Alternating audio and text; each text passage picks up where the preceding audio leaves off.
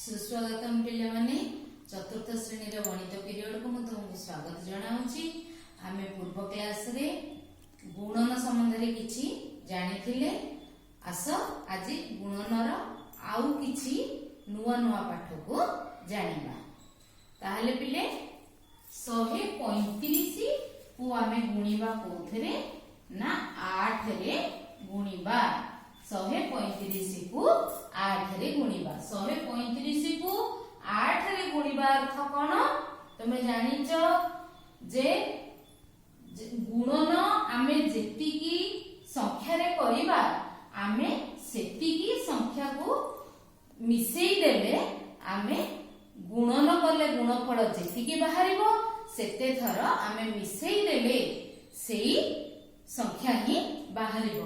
अर्थात 135 गुणन 8 माने आमे 135 को कोन करिबा 8 थर मिसेइबा। 135 ताको आमे 8 थर लिखिबा। 3 4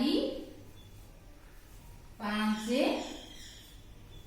6 7 8 ताको आमे मिसेले केते हबो 5 10 15 20 25 30 35 5 10 15 20 25 30 35 40 शून्य रखिनेला 4 4 3 7 3 10 3 13 3 16 3 19 19 22 25 25 3 28 2 1 3 4 5 6 7 8 9 10 ताले मिसेले बिले केते हैला 1080 केते हैला 1080। देखिया गुणिले सेतिकी होउची ना नाही। प्रथमे कोन करिबा आमे स्थानीय मान अनुसार सजेइकिरी लिखिबा। एकक दशक शतक हजार ताहले लिखि दियो 135 135 गुणन 8। ताहले प्रथमे पिले को घरु आमे गुणन करिबा। हां एकक घरु गुणन करिबा। ताहले 8 पंचा 40 नुहे 8 पंचा 40। तापरे दशक घर को आसीबा। दशक घर को आसीले पिले 8 3 केते 8 3 24 ताले लिखो 24। तापरे शतक घर को आसीबा 8 के 8 आमे कोन करिबा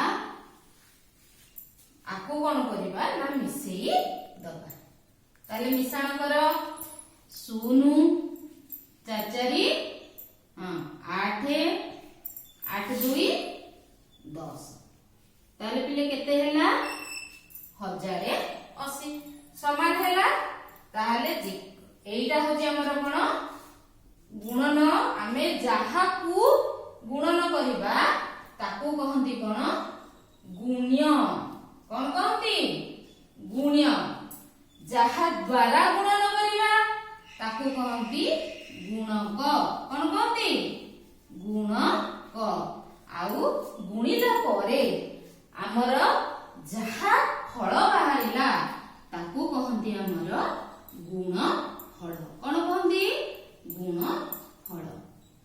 ताहले गुण्य को गुण्य रे जो संख्या थिबो ताकू आमे जो संख्या द्वारा गुणिबा।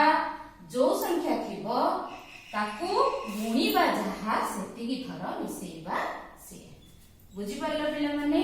ताले तम मनरु एमिति गुणन करी तुमर श्रेणी शिक्षक बा तुमर गणित शिक्षक निकट को व्हाट्सएप माध्यम रे पठेबो। धन्यवाद पिला माने।